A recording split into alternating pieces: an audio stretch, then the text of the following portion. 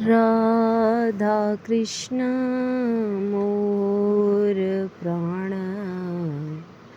युगल किशोर। राधे राधे। ईश्वर ने हमारे लिए सारी व्यवस्थाएं करी हैं। हमारे पैदा होने से पहले से हमारे अंतिम समय तक ईश्वर को हमसे हमारी ज़्यादा चिंता है, तो हमारे हर तरह की व्यवस्था बना रखी है। यदि हमें कुछ नहीं मिल रहा है, हमें लग रहा है कि हमें नहीं मिल रहा है, पर यह समझिए कि उससे आगे हमें हमारे लिए उससे उपयुक्त कुछ रखा है, उससे भी अधिक कुछ रखा है। कितनी ही ऐसी समस्याओं को हम बेमतलब चिंतन करते हैं जो कि हमें उस समय के सुख का अनुभव नहीं होने देते, जिनकी हमें कोई चिंता करने की आवश्यकता ही नहीं होती। और यदि हम उन परेशानियों का त्याग कर दें तो हमारे जीवन में कोई दुख नहीं होगा। सुनने से लग रहा है ना कितनी आसान बात है। ऐसी कई चीज़ें हैं जो हम व्यर्थ में ही चिंतन करते हैं। आइए सुनते हैं आज का प्रसंग। इसे सुनने के बाद जीवन के प्रति नज़रिए में थोड़ा परिवर्तन अवश्य आएगा कि हम इन चीज़ों का व्यर्थ ही चिंतन कर रहे हैं। हमें चिंतन करना है तो केवल प्रभु नाम का। आइए सुनते हैं आज का प्रसंग। एक बार एक सन्यासी बाबा और उनके शिष्य थे। तो गुरु और शिष्य गांव-गांव भ्रमण करते, सत्संग प्रसंग करते, भजन कीर्तन ज्ञान की बातें करते और गांव वालों के मध्य रहकर उन्हें ज्ञान की चर्चा होती। तो ऐसी एक बार वे एक गांव में कुछ समय तक ठहरे। लोगों के बीच ज्ञान प्रसंग, सत्संग प्रसंग, क्योंकि साधु सन्यासी हैं तो हरि नाम ही होगा, हरि नाम संकीर्तन, हरि प्रभु की बातें, ज्ञान की बातें ही होती हैं। तो इस प्रकार वहाँ के लोग उनसे बड़े संतुष्ट थे और खूब आवाभगत, चढ़ावा चढ़ाना, धन इत्यादि चढ़ाते थे। तो एक दिन अचानक गुरुजी ने अपने शिष्य से बोला कि चलो अब इस गांव में हमारा और रुकना उचित नहीं है, हमारा काम हो गया है, अब हम किसी दूसरे गांव में जाएंगे। तो शिष्य को ये बात थोड़ा जमी नहीं। तो शिष्य ने कहा कि गुरुजी, यहाँ के लोग इतना आदर सत्कार करते हैं, इतना धन देते हैं, हमें क्या आवश्यकता है यहाँ से जाने की, हमारा गुजारा हो रहा है तो हम यहीं रुकते हैं कुछ दिन। तब गुरुजी ने कहा कि ये सब हमारे लिए उचित नहीं है, अब हमें यहाँ से चलना चाहिए। अब शिष्य गुरुजी की बात को काट तो नहीं सकता था, तो बेमन से गुरुजी के साथ चलने के लिए तैयार हो गया और उसने वहाँ से कुछ धन उठाकर अपने झोली में रख लिया। अब शिष्य का मन भी जानता है कि यह गलत है, किंतु स्वीकारना नहीं है कि ये गलत है, क्योंकि हम वही देखते हैं जो हम देखना चाहते हैं, जो हम सोचना चाहते हैं। तो इस प्रकार जब वो लोग दूसरे गांव की ओर जा रहे थे तो उन्हें नदी पार करके नदी के उस पार वाले गांव में जाना था। नदी किनारे पहुंचे तो वहाँ पे नाविक को बोला कि हमें उस पार छोड़ दें। तो नाविक ने उनसे उस पार उतारने के लिए कुछ धन की मांग करी। तो बाबा जी ने बोला कि हम तो रब के जोगी हैं, ऐसे ही भ्रमण करते हैं, हमारे पास धन नहीं है। यदि तुम्हारे हृदय में आए कि हमें उस पार छोड़ना है तो छोड़ देना, वरना पहुंचाने वाला ईश्वर है, उन्हें जब हमें उस पार भेजना होगा तब भेज देंगे। इतना कहकर बाबा जी वहीं चटाई डालकर बैठ गए। अब शिष्य बड़ा परेशान, हैरान, असंतुष्ट था और गुरुजी के माथे पर एक सिकन तक नहीं। वे सुकून में थे, खुश थे। नदी की, चिड़ियों का चहचहाना, प्रकृति का, पेड़ पौधे इत्यादि का दृश्य देखकर बड़े आनंदित हो रहे थे। शिष्य गुरुजी से पूछ रहा था शिष्य कि मैंने आपसे कहा था कि हम वहीं रुक जाते हैं, तो अभी हमें यहाँ पे नहीं रुकना पड़ता। तब गुरुजी बोले कि यहाँ क्या कमी है, मुझे तो इसमें भरपूर आनंद मिल रहा है। फिर कभी इस एकांत का वास मिले ना मिले,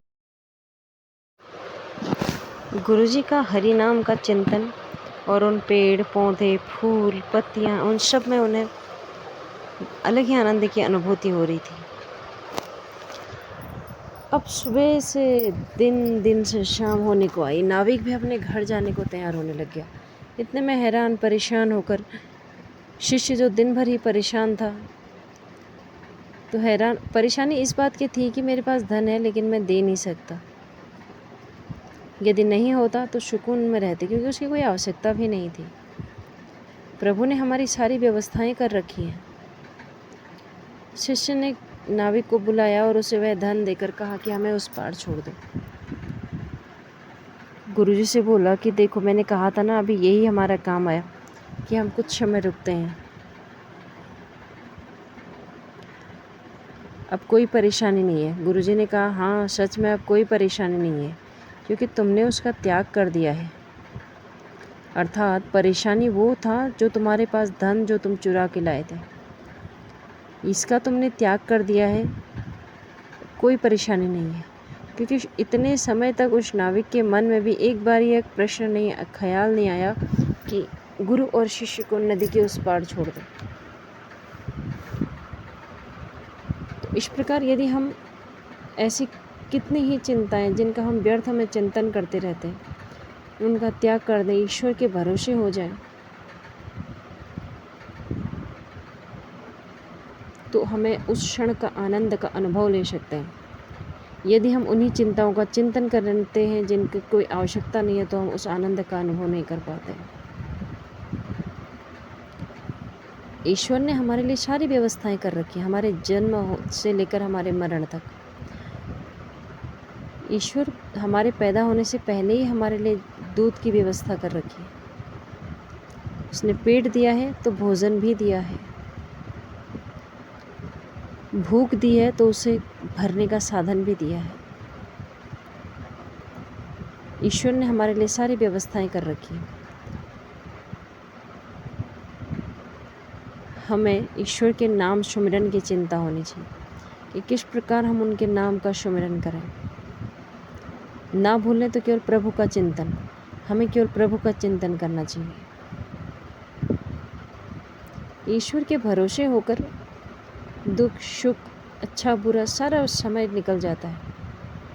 यदि हम आज किसी परेशानी में हैं तो कल हमें लगेगा कि हम इतनी बड़ी परेशानी से उभर कर आए हैं कि आगे भी निकल जाएंगे। तो इस प्रकार व्यर्थ की चिंताओं का यदि हम त्याग कर दें तो हम सुखी हो जाएंगे, क्योंकि ईश्वर ने हमारे लिए जो आज है उससे भी बेहतर हमारे लिए सोच रखा है। हो सकता है यदि आज हमें कोई वस्तु ना मिले तो हमें ऐसा लग रहा है कि यह समय हमारे लिए सही नहीं है। इसका अर्थ है कि आने वाला समय हमारे लिए उससे भी बेहतर है, कि यह हमारा परीक्षा का वह समय है। आने वाला समय इससे कहीं बेहतर होने वाला है।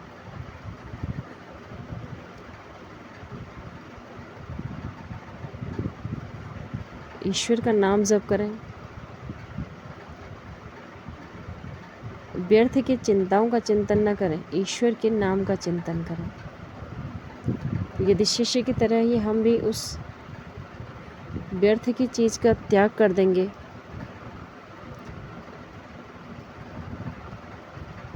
तो सुखी हो सकते हैं।